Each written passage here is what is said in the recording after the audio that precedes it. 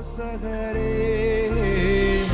போதித்து நடத்துகின்ற துணையாளரே, கண் வைத்து நடத்துகின்ற ஆலோசகரே, வலப்பக்கம் சாய்ந்தாலும் இடப்பக்கம் சாய்ந்தாலும் வழி இதுவே என்று நடத்துகிறீர். நான் வலப்பக்கம் சாய்ந்தாலும் இடப்பக்கம் சாய்ந்தாலும் வழி இதுவே என்று நடத்துகிறீர்.